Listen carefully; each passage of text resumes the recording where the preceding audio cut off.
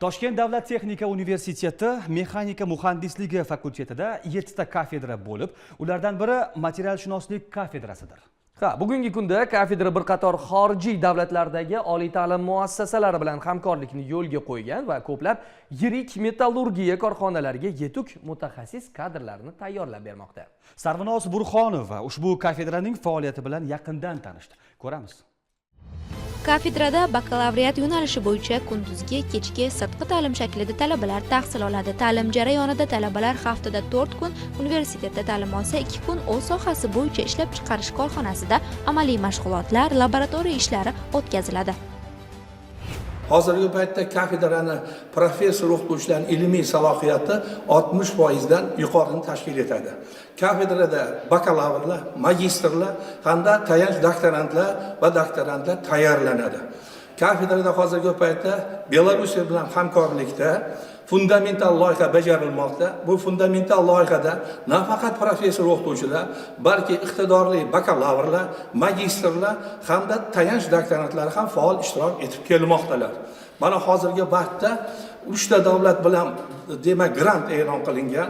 Bizning kafedramiz mana shu 3 ta davlatning grantiga faol ishtirok etib, hozirgi tanlovda qatnashish uchun o'zlarining mavzulari bo'yicha loyihalarni topshirdilar. Bu davlatlarga Belorussiya, Turkiya va Italiya kiradi.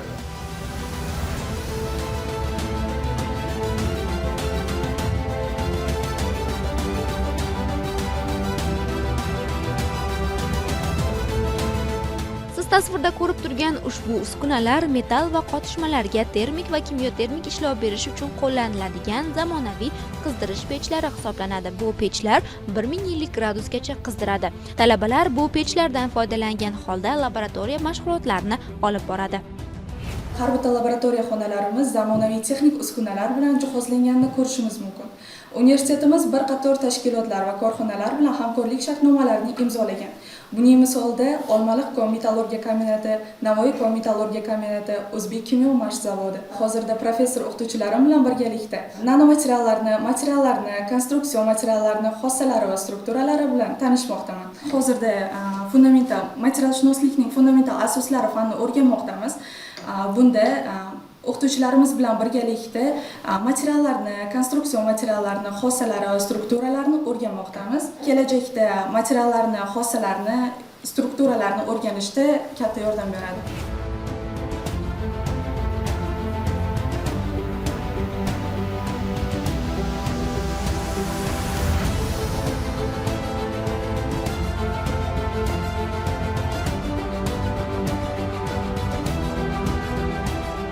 Kafedrada tahsil olayotgan talabalar nafaqat yurtimizda, balki xorijiy davlatlarda ham o'z tajribasini oshirmoqda.